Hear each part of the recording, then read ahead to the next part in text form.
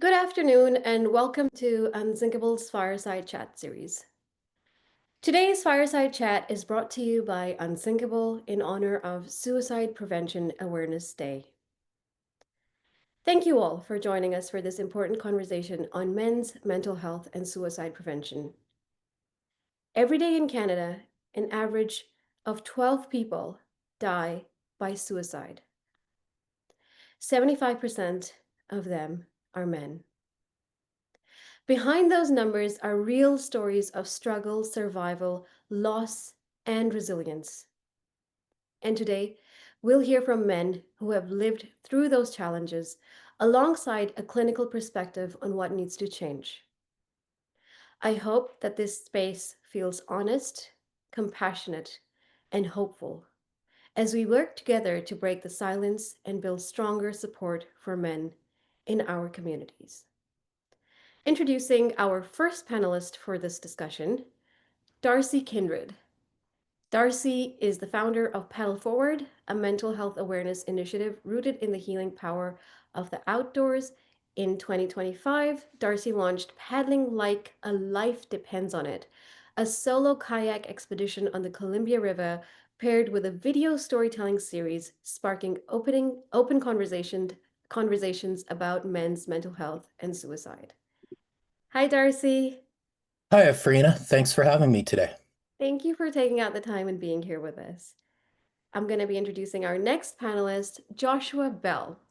Joshua is an unsinkable champion, a national mental health advocate and policy leader with deep involvement in advisory councils across Canada. Joshua has championed suicide prevention, advocated for a national 988 line, and worked to improve access to mental health resources. In 2025, he was awarded the King Charles III Coronation Medal for his contributions to Canada. Hi, Joshua. Hello, thank you for having me today. Thank you for being here with us. And our next panelist is Wayne Gray, co-founder of Quinoa Consulting Incorporated and clinical therapist at Shift Collab. Wayne brings over a decade of experience in mental health with a practice rooted in anti-oppression, compassion, and helping individuals, couples, and families navigate recovery and resilience. Hello. Hey, Afrina. Hello, Pleasure to be Wayne. here. Thank you so much. We're really happy to have you. Thank you.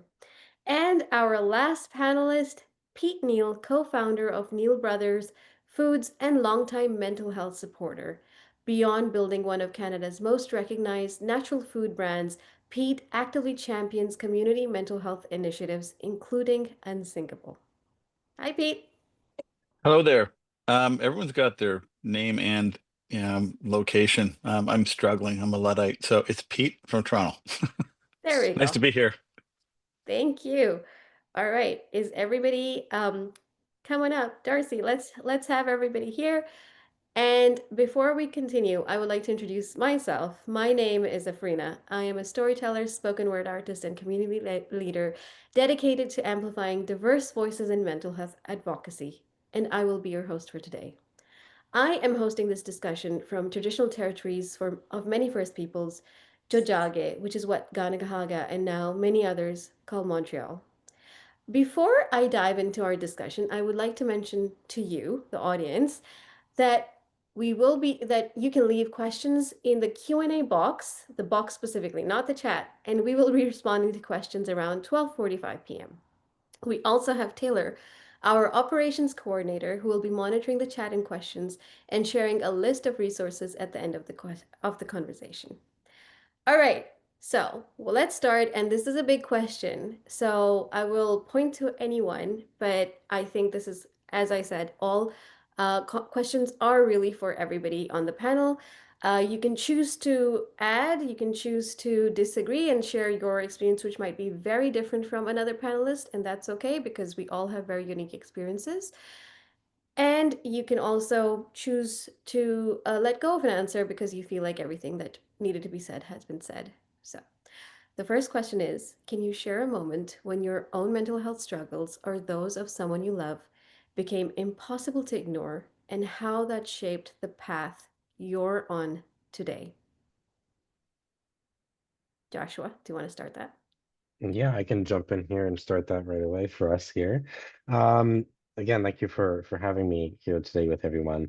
Um, I would really have to go back to my own personal journey in that too, my own personal anxieties before back in 2019 and in 2020 and then throughout the pandemic when it came to an anxiety disorder and the thoughts of suicide and that I was having at the time too in that throughout that period. And that was really something that um, was the starting point for me in my advocacy journey, the starting point for me when it came to wanting to talk about some of these things a little bit more with others.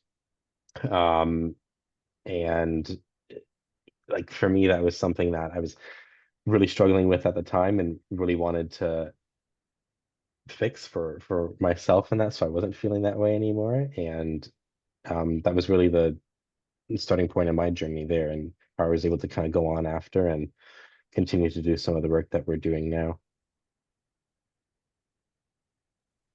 Thank you.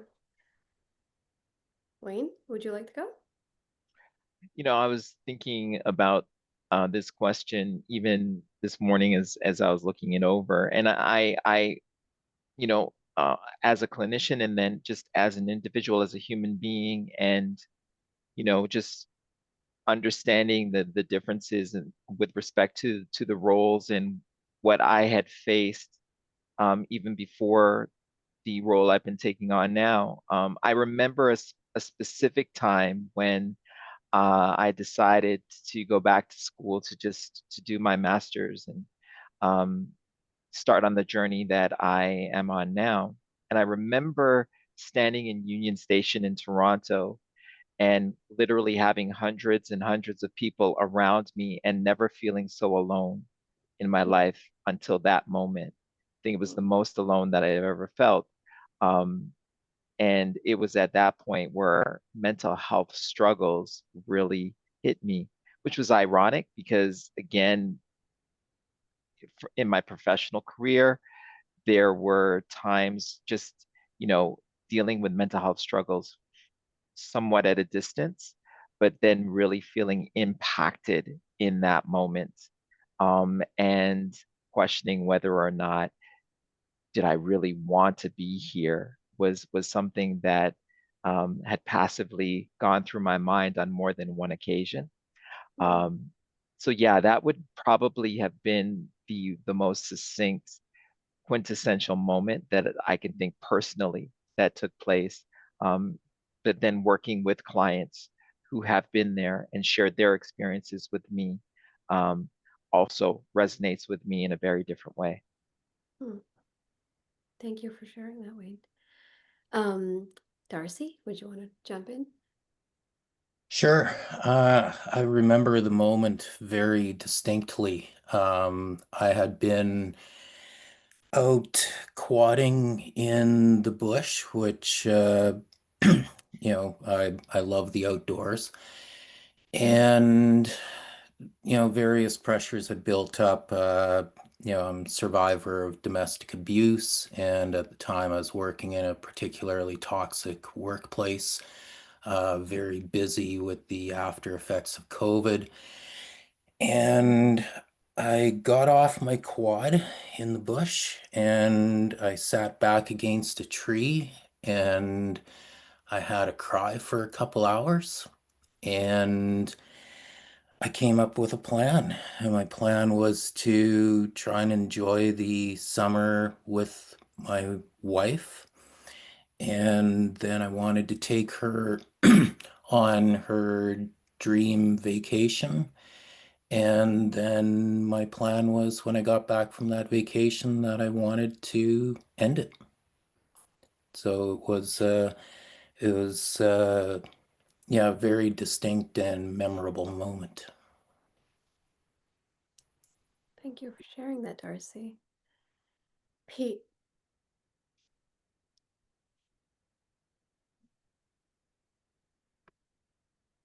Oh, Did I tell you I struggle? I'm working on this tiny little iPhone, so I apologize. For me, um, a few years ago, a number of traumatic experiences happened.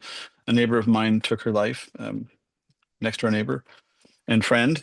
I had I'd sort of lost a business that I was working on, and I was very concerned about my own business. And I went from happy Petey, and eh, most of my friends, just about anybody I knew, looked at me as this picture of success and happiness. Literally, they called me Happy Petey. But these traumatic experiences hit hard, and I I thought, geez, I'm a provider, a husband, I'm a dad of three amazing girls, and but I'm afraid. I'm really afraid of what my future looks like. And mental health doesn't, I don't care who it is. It's there it can be a monster to anybody anytime. For me, I realized just after this all sort of happened that I have bipolar and ADHD, so more susceptible to it. But I I put a plan together, and I drove to a certain place where I have a gun, and I was that close. And I always struggle telling that one, but it was that severe. And I'm trying to make the point of super happy guy, seen as a really happy guy, successful with a business, and bam, it hit me. It can hit anybody. Fortunately, I was kind of gooned, if you will, and taken to Sunnybrook Hospital. And thank God that people saw it and were worried enough to do that. And then I got a diagnosis, and then I got meds. And so I continue to advocate for it because of what I went through. I'm hoping that, fewer, it'd be nice if no one had to go through that again. But it was a dark, absolute, scary 3 or 4 months in bed monster. And I just wanted out. And I'm very happy to be here today. Oh, thank you, Pete. And we're very happy to have you, all our panelists here today. And thank you. I'm going to move on to the next question. Um, Many men suffer in silence, just like we just heard. Statistics show that men are 3 times more likely to die by suicide, while women attempt more often and are hospitalized more frequently. What finally gave you the courage or the push to speak openly? And what do these numbers miss about the human reality behind them? Pete, why don't we start with you? On the heels of what I just said, right? Yeah, I had known a few people who had taken their lives, including this neighbor of mine. And again, after going through what I went through and being a startup type person, being an entrepreneur, I always like to look for solutions. I love challenges. And this one really upset me. It's like, how could this have happened to me?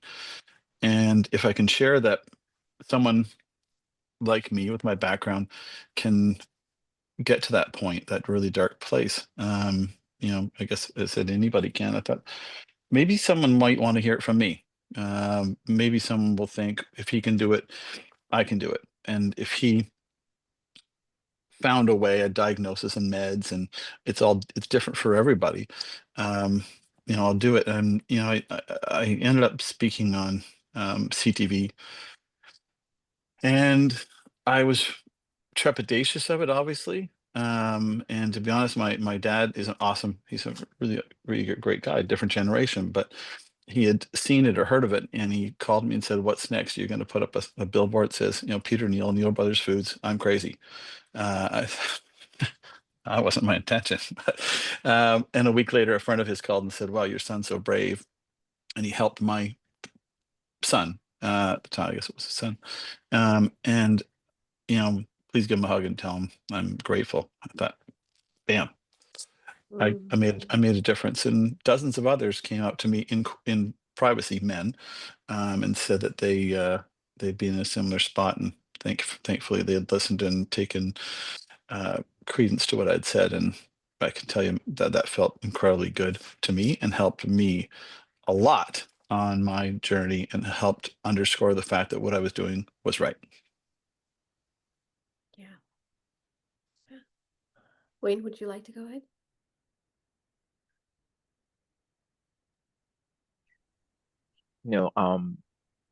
I would really like to hear from the other panelists just with respect to this particular question. because this is so enlightening with respect to, I'm certainly able to bring that clinical aspect, but these are lived experiences that I think are so impactful with respect to the conversation that we're having. So love to hear from Joshua and Darcy. Sure. Yeah, and I can jump in here too in that. And, looking back at my time when I was struggling a little bit more in that, one of the challenges that I was constantly experiencing during the time was access to resources and where to find those resources for supporting myself in that. And that was really one of the final pushes that made me realize, hey, I know I'm struggling with this right now during my attempts right now and how I'm feeling that. I'm positive that there's other people that are struggling with finding resources and finding the support that they need at that time too. And I want to do something to help fix that.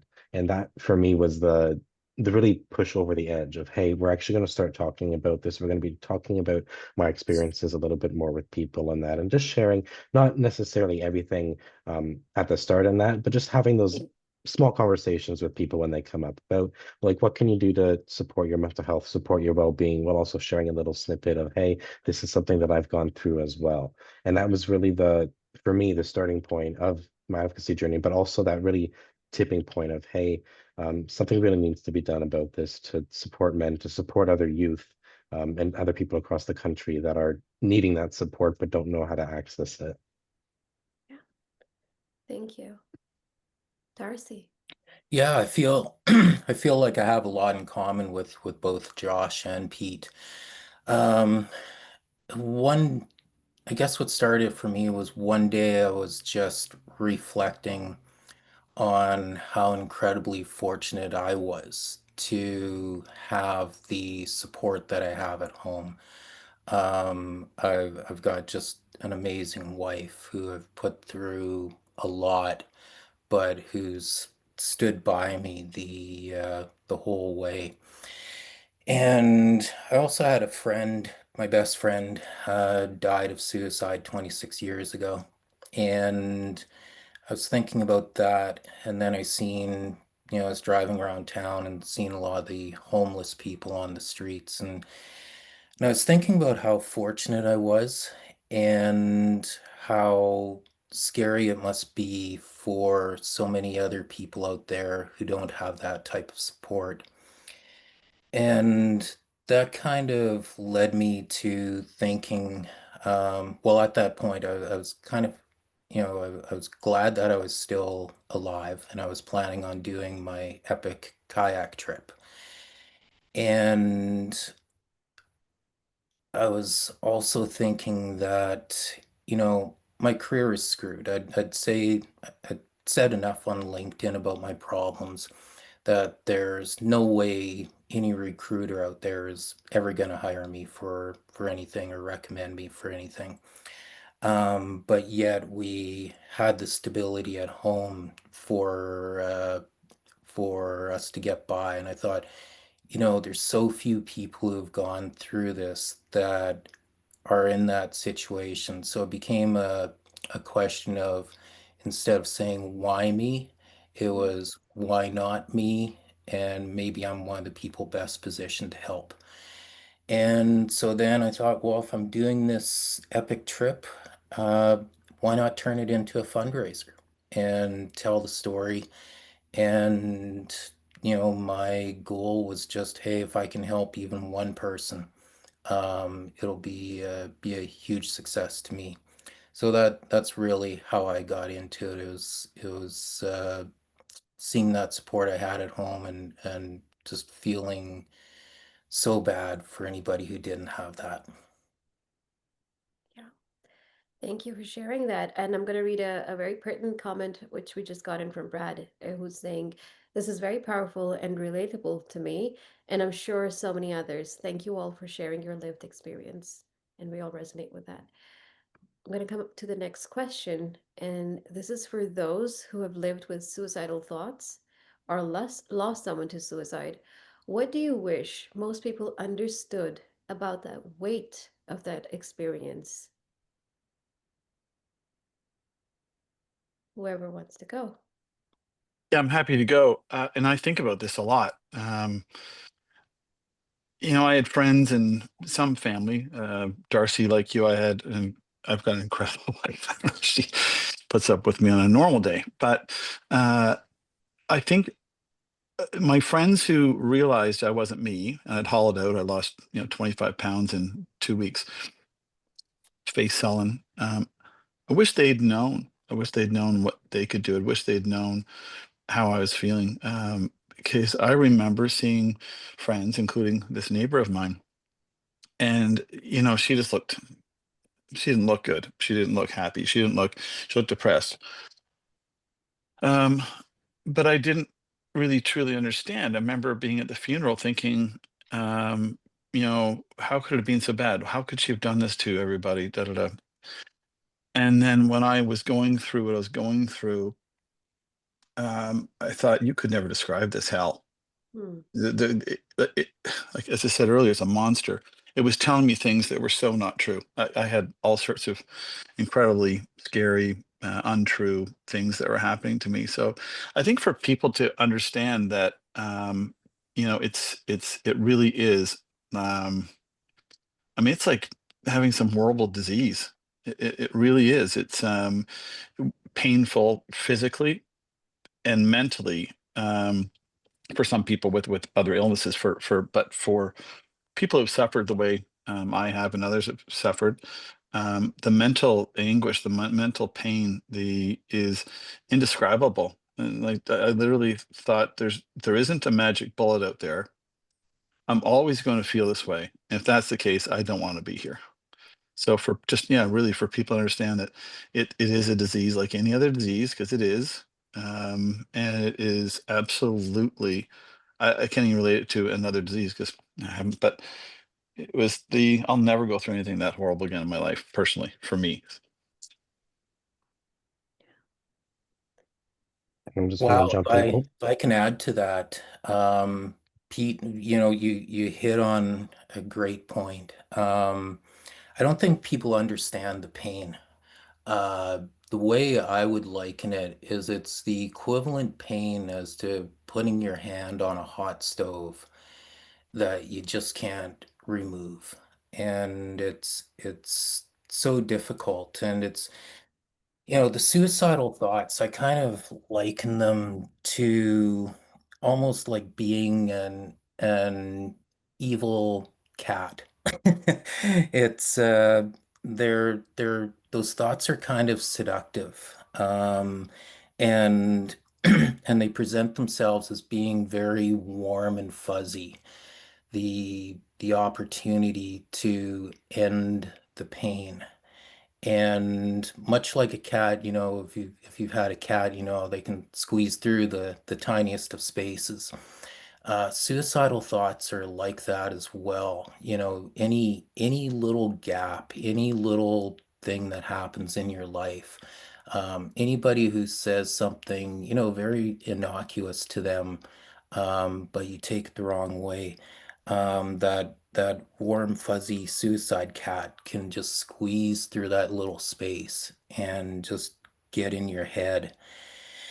And really, you just want that pain to end because, the way you're feeling is you're feeling worthless, you're feeling invalid, you're feeling like an imposter in life. Um, they're very, very difficult thoughts. And I think that's what people need to know. And I think that people will say a lot of well-meaning things. But some of the things people say just don't help. Like some people say you're just having a bad day, or don't Mm. be silly, or just watch a funny movie, you'll feel better. And all those things, or even the classic men thing, like, oh, just go to the bar and get laid and everything will be Mm. fine. You know, it's those don't help. What helped me the most was being validated. Um, hugs. Hugs were really huge. Hugs from my wife. Got me through a lot. Hug is a very, very powerful medicine. And just that validation so that you can open up the discussion is really, really critical. And I don't have much to add because I agree with what's been said so far in that. But for me, it was a very isolating experience. It's a very heavy experience, and it was very isolating as well.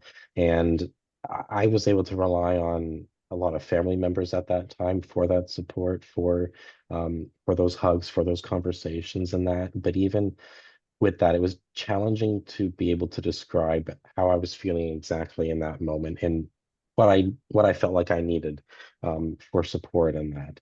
Um, but it was very isolating, and I would say that it's very heavy, and it's very important that the people that are supporting you understand that and aren't trying to rush you through the process of healing or rushing through the process of what you're feeling at all.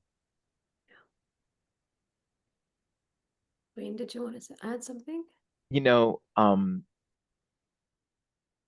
when you think of the magnitude of saying, I would be better off not being here than being here, that tells you the weight Mm, that one is carrying, to be completely convinced that to no longer exist is better than what I am dealing with now. That hopefully puts it in perspective with respect to the level of pain that is happening. I think it's important, though, to say something about suicidal thoughts that, as Darcy was describing it, um, when I think about some of my clients and we've talked about suicidal thoughts and really interrogating it, something that I like to do regularly is to make sure that we interrogate those thoughts.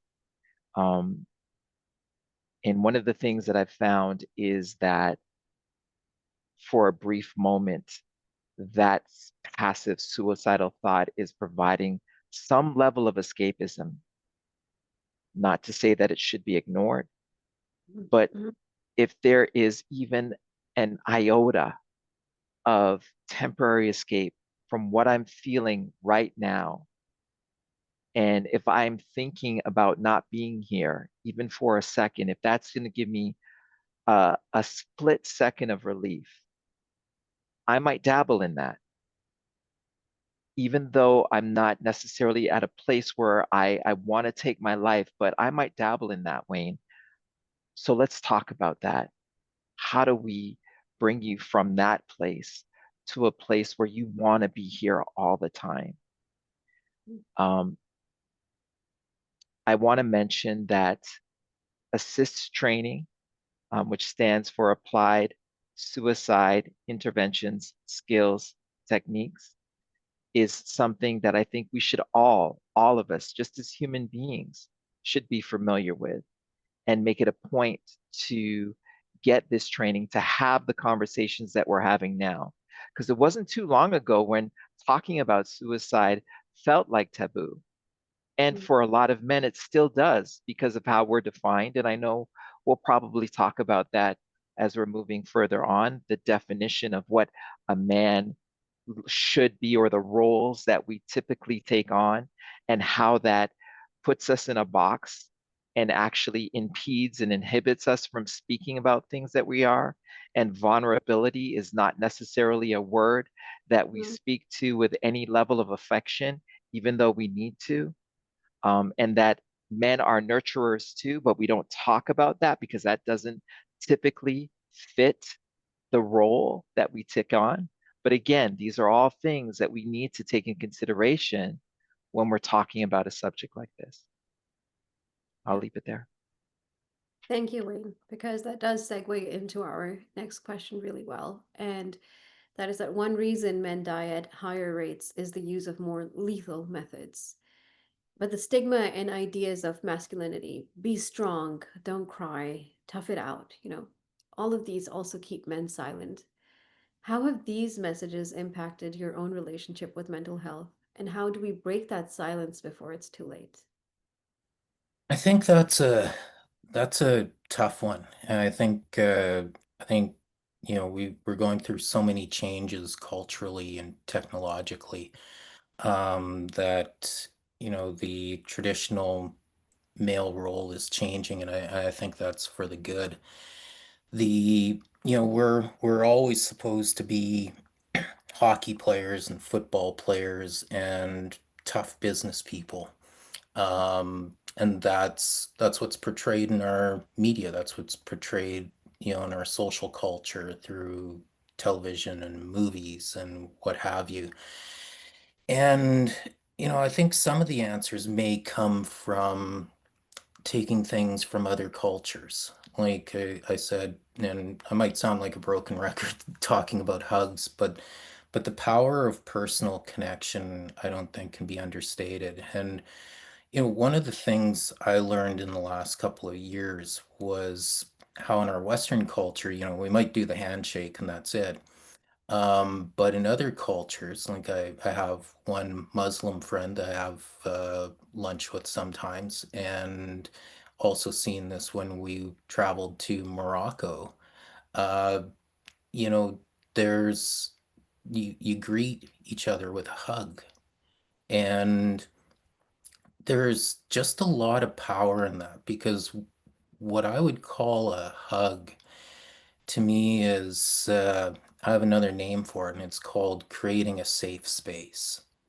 And I think anybody that's having suicidal thoughts or is just depressed or anxious, one of the first and easiest things you can do to help is help that person get a safe space.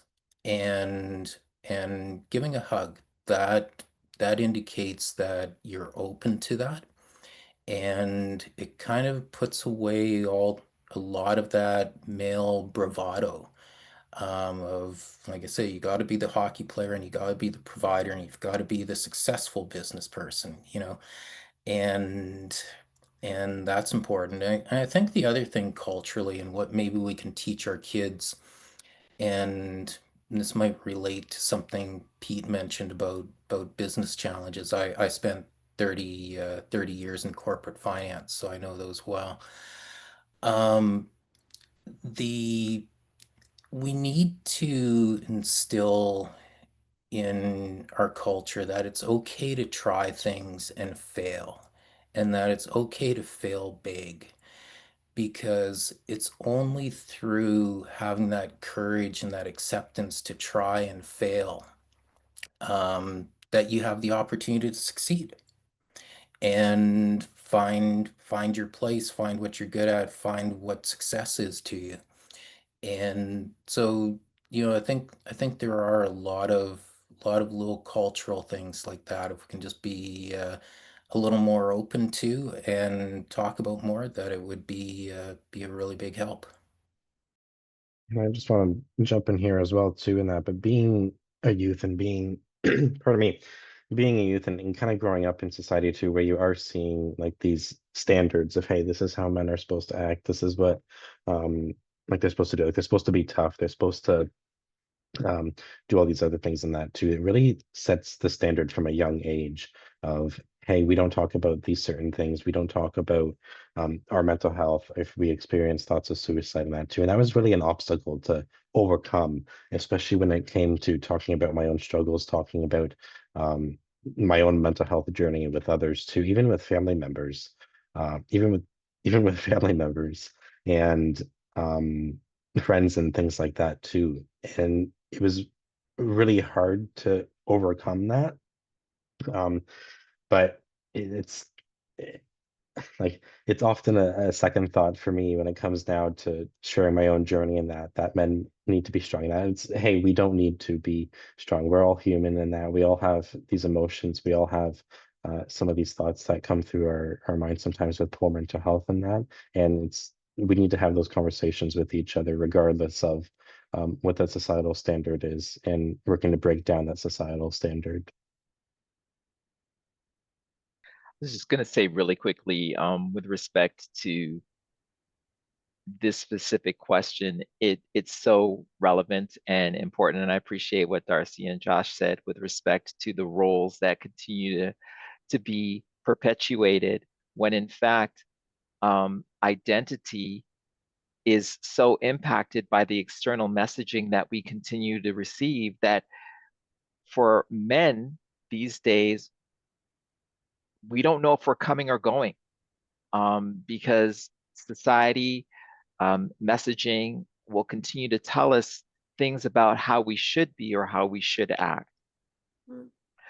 There is a great video that Mel Robbins just put out not too long ago called Why Men Suffer in Silence. She was interviewing another pretty famous individual by the name of Jason Wilson. And he talks about the masculine male versus the comprehensive male. And I don't want to spoil it for anyone who'd be interested in looking at that video, but suffice to say that the masculine male is what we continue to try to capitulate to. But again, it traps us in a way that doesn't allow us to talk about the things that we're most afraid of. And suicide is scary. How are we supposed to fight something that we continue to deny? If we're continue to be so tough and strong and not fear anything, we're not giving ourselves the opportunity to even talk about these things that we should be fearing in the first place. So the comprehensive male would be looking at this subject and saying, hey, what is it that I'm afraid of? I'm afraid of not being here. I need to talk about it. Mm. I need to get the help that I need to ensure that I'm working with this in the way that is going to look at what it is that validates me, that puts me front and center, that allows me to be able to talk about suicide in the way that it needs to be really addressed. I'm not going to add a whole lot to it just for timing, but people say, well, it's really brave of you to get up and talk about it. Well, for a lot of men, and Darcy, you referenced it, and it was a really good point.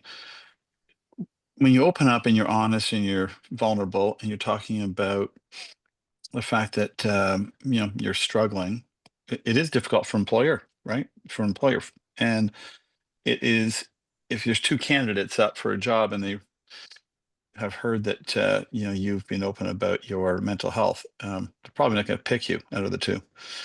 I don't care about experience or anything else. It's just they're nervous, right? And so when people say, "Wow, you're brave," and da da, I say, well, first of all, I want to make a difference. I went through hell, so I know what it feels like. I'm also not going to get fired. So there's a lot less downside to it, right? And also say, I'm really fortunate. I've been because I've spoken out about it, and because I've shared it with my brother, who's my partner, and those around me, my wife and kids obviously know about it.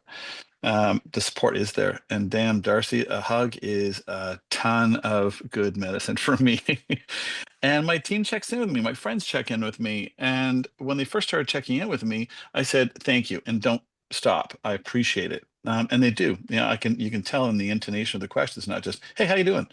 It's different. It's hey, you okay? Everything okay?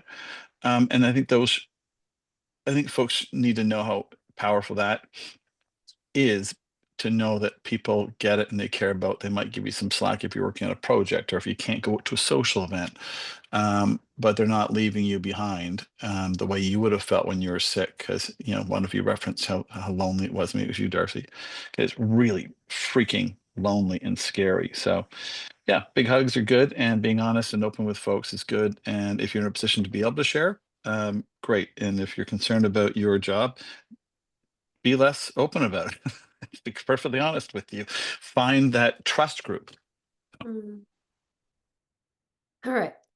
From a therapeutic standpoint, how do you interpret these gender differences in suicide data? What do they tell us about the kind of interventions and supports men specifically need compared to women? I think the first thing that comes to mind is, again, how men have been socialized, conditioned to think. Now, it's not to say that we can't turn it around. I think discussions like this are evidence of that. And in the last few years, I think that we as men are more open about discussions and understanding the vulnerabilities that we're susceptible to. But to answer this question specifically, Aprina, I would say that one of the things that I've learned in my practice is that, um, not to oversimplify, but I just feel that women are very, very good. They're gifted in process thinking. And what I mean by that is that when a woman looks at an issue, she too wants to resolve it, but she also is very good at identifying all the touch points that her solution might impact with the solution that she is choosing. And so she's really thinking about what is the best way to resolve this issue. And it interacts with all these different touch points, but not necessarily impacting them in a negative way. For us as men, being results oriented, we too want to find a solution, but we'll usually gravitate to the solution that comes up first. And that might not be the best solution for us or anyone else. As it relates to the data, I think women understand the importance of um, making their feelings known, understanding that, you know, there is help in being able to share what is going on. We as men, we're still learning that. Again, I'm hoping that we're getting better at it, but we're still learning how to make our voices known. Vulnerability, again, is not necessarily something that really um, aligns with the way that we've been socialized to think. And again, I want to say that vulnerability does not mean weakness, but we've interpreted it that way. And there are other ways, I think, where cross wiring in a way for us as men has impacted us, where when something is wrong, we might see ourselves as, I'm wrong, there's something wrong with me, and not necessarily brandishing it as there's something that I need to deal with, but feeling like if there's something like genuinely wrong with us, can put us in a real debilitating state. And we might not want to necessarily go out and get the help that we need. So separating, the issue from the person, because sometimes we can be defined by what's happening. And that's really debilitating when that happens as well. Just to remind our audience, we are at the 12:45 mark, and if you have any questions, please feel free to put them in the Q&A box. And we're going to continue with our conversation until we have questions to ask from the panelists. Um, this one's for you, Darcy Joshua P. Each of you have taken your experiences and built something, whether a movement, a business, or advocacy work. How do you transform pain into purpose without losing sight of your own healing? Okay, I'll start on that one. They're kind of one and the same. Uh, I spent, like I said, 35 years of my life in corporate finance industry, which is not a very nice and warm and fuzzy industry. And what what I realized when I started on Paddle Forward, which is really about eco health. So it's something I would support, say what Wayne does. Um, the the meaning in life that I get by trying to help other people helps me a lot. The messages I got from people on Facebook and Instagram and by email when I was on my paddling journey, the number of people that reached out just say, you've really helped. You'll never know how much you helped just by bringing attention to it, by being real about it. Uh, that that has helped in my healing. I guess if you go back to intro psychology and you have the Maslow hierarchy of needs, and the one at the very top, um, I think is oh, I forget the name for it, Wayne, but self-actualization. That that's what that's done for me, and it feels so good, and that really does transfer back, and that's been a major step. So yeah, I would have to say they're just one of the same. The pain and purpose, that translation, it just all comes down into being one thing. Happy to go again. Oh, okay. Um, all right, Joshua. Yeah, again, I'll pretend I'm going to be quick. Um, my pain led to being open and vulnerable and helping others.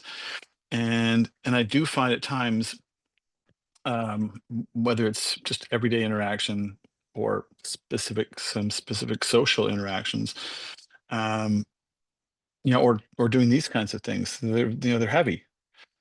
Um, I limit myself to how many I do. I really like the fact this is focused on men, and I'm super happy to be here. But I've got an amazing psychotherapist I meet with every 2 to 3 weeks, and we've worked through some of the challenges that I have in my position with what I do with my business, et cetera, et cetera. I just that ability to say no, right? We've all heard it, but executing on it. It's incredibly powerful. So I'm super careful about boundaries, and a bit of a cliche, but having boundaries up and being you know um, super careful of your energy and what you are doing for others, and not being PD the people pleaser, which I was for a long time. It's like, I can pick who I will be. I can pick which social event, and I'm not going to feel guilty about not doing it or not being there.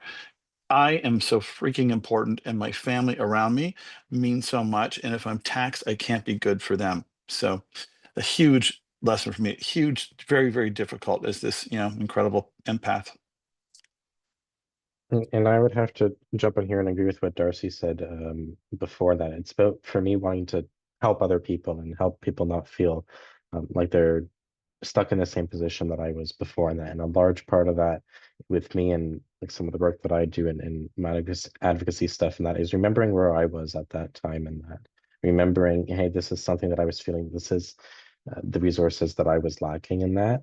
And we don't want others to feel that way at all. So that's really the motivation factor. And that's something that continues to help me heal on my journey. In that is that wanting to help other people and wanting to do something to ensure that people have the access to the resources that they need that I necessarily didn't have access to at all. And that's something that I really enjoy doing. Nice. I'm gonna ask another question about when you're struggling most and what kind of support actually made a difference. But we have kind of heard that, like hugs and your family and friends checking in on you. But what we maybe need to hear a bit more of is what didn't help, and what can friends, families, or workplaces learn from that experience? P- I can say Yep. one thing that didn't help. Um, my wife and I did some travel, and that actually did help. Um, seeing Experiencing some different cultures, and what was, a lot of what was good in the world. When you travel, you see that there's other cultures out there that are, I don't know if they're more family oriented than ours. Maybe they're just more open with each other, or it's just different.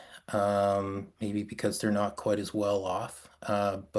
But that was a real eye opener, because I was in a dark place where I didn't believe there was any nice people. Like I said, I come from corporate finance, and not to rag on that industry, but there is, I would suggest, less than an average number of people, of nice people in that industry. It's all about the money. Um, so the investment banking movies you see, they're all true. Um, the the Whereas travel with my wife helped because of those types of experiences, and we met some good friends too, some spectacular friends. And we had a lot of time together, and a lot of time just to sit and talk. That was great. What didn't help for me though was when we expanded that to a larger family vacation and there was more people around. And I found that to be a really big struggle because when your when your head is full of negative thoughts or you're pushing them back and you just need to talk, but there's the distractions of people wanting to party, drink, do these things. It was really tough. And in fact, I think one trip we took set me back like 6 months in my recovery. So that really didn't help. So um, sticking with your close group, your most trusted people, I think that really helps, and you got to go outside of that very gingerly. All right. I think, well, we have one question as well, which is kind of part of this question. So somebody's asked, how do you get the type A personalities to also help? So if you can incorporate that or in the answer, it is the same question, really. How to get the type A personalities to help? Um, Geez, I used to be one of those. Um, Pete, maybe you still are. You're the entrepreneur. Um, Maybe you can add in there, but Yeah, I mean, I'm happy to jump in if you want. yeah, can you answer that? Yeah. So first of all, people couldn't believe I was sick to that degree because I'm, high functioning type A, give, give, give, give, give, give, say hi, say yes to everything. um, so I think to educate my friends and others around as best I could around without sobbing and crying and but as to the pain and how difficult it is, and to point to people, and I would point to people like Anthony Bourdain and Robin Williams and Kate Spade, and you can go on and on if you really want to use a celebrity, but they're real people too, and they're high functioning. And I also say, it takes a crazy person to want to start their own business. So I am crazy, as much as that's a four-letter word. At least I use it for humor, and I think to let them know that even someone as strong or positive as I am or they are, it can happen. So, and then it's the old, well, would you talk to me and treat me different and help me if I was suffering from cancer, terminal or otherwise? And if the answer is yes, then I need that sort of same support. I need that understanding because I can go into remission anytime. So I can go in and out of remission anytime. So yeah, it's just educating them, and honestly, if they don't get it and just tell me that, you should just buck up and toughen up and whatever, and there weren't many of those, I just don't talk to them anymore. I don't have time for those people in my life anymore. It's amazing what people I've just let go and those that I further embraced. And they're from all different socioeconomic. So that's been helpful to me. Yeah. So strong boundaries is really what is coming out of this one. I'm going to be moving to the last question, unless Wayne, did you want to have say No, anything? no, I was just to just sort of underpin what Pete just said. I think if there's one thing that I've heard from my clients said that didn't help, invalidation. And Darcy talked about that like early on in the panel discussion, was the feeling of being invalidated, like, suck it up or watch a funny movie. That doesn't help. That's not going anywhere. Don't invalidate someone's experience when we're talking about something as serious as taking your own life. Again, the weight of not wanting to be here. Just if you just put that lens to what we're talking about, then I hope that invalidation is not a pathway that you'd want to explore with that individual. So invalidation is certainly something that is not going to help. We talked about resources. We talked about, I what I call my balcony people. How many balcony people do you have around there that are going to get up and applaud for you, for taking these steps, making sure that you know who your balcony people are, And you don't want basement people, to Pete's point. You don't want those people that, again, are going to either make it about themselves or invalidate what you're feeling.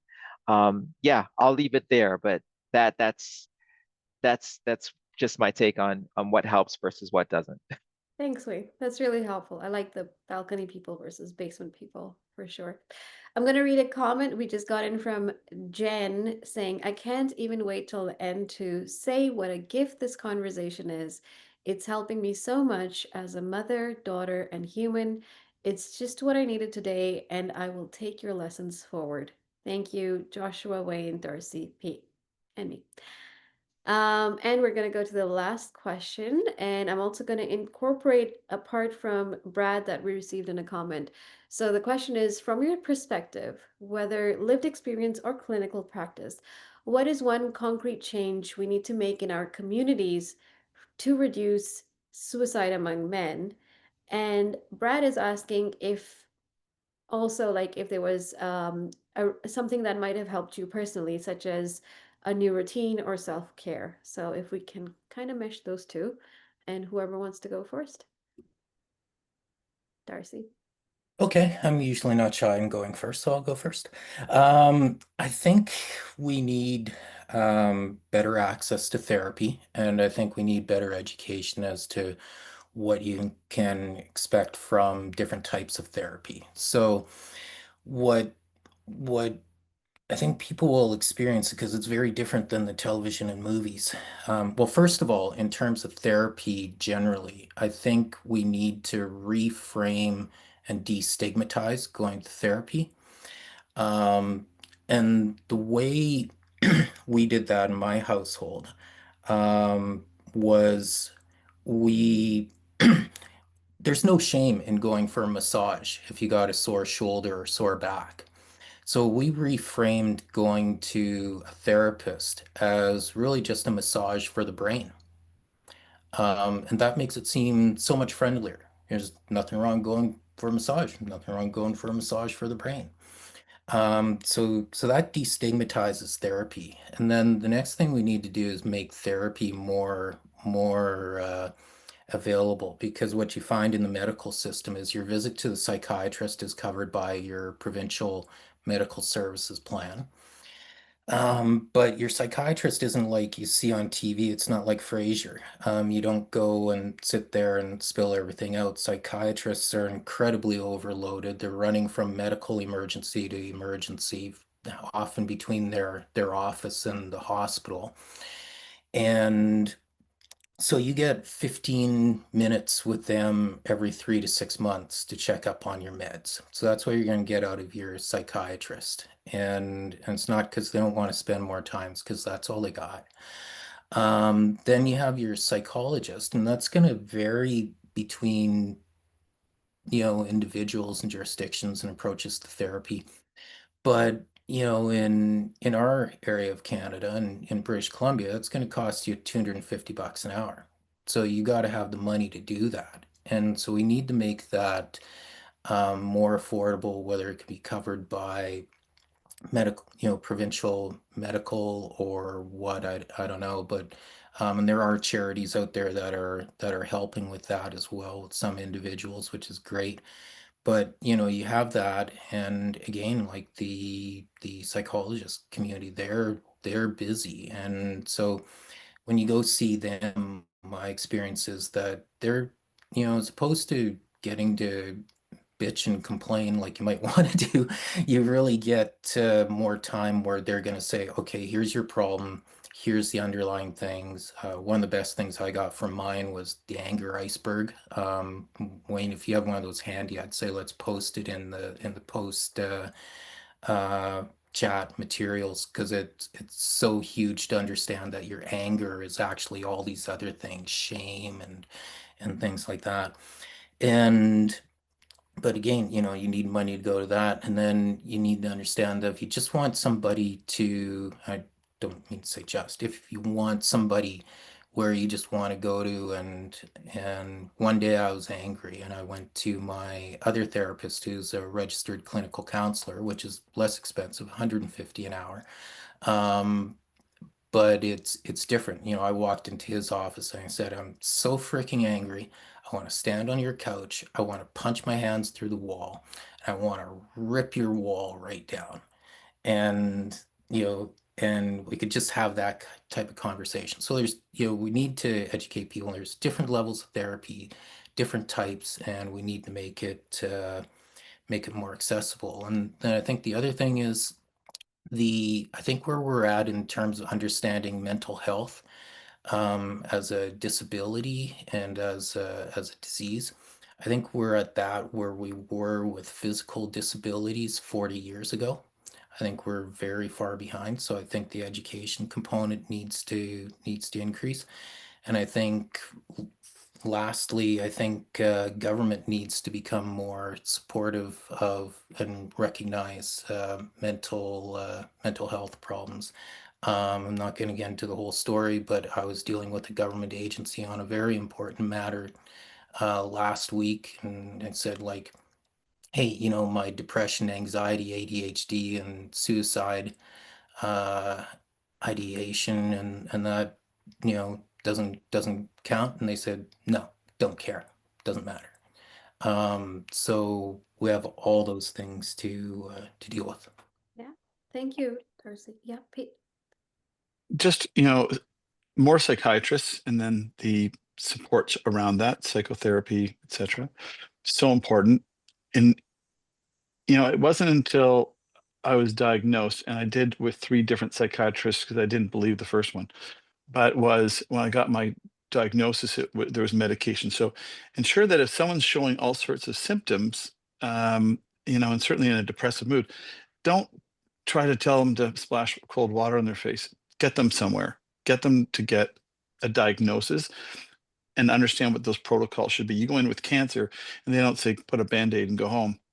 There's a protocol right away. They figure out what stage and see this person, go try this, or not go try, but and they don't do that. And I'll just skip right to a pet peeve of mine, running a business and setting up benefits for our team. We have 150 folks on our benefits. And I remember one of the guys that we interviewed for a certain broker for a certain insurance company. He said, okay, A, B, C, D. Now, this next part I am super proud of. We have a very robust mental health support.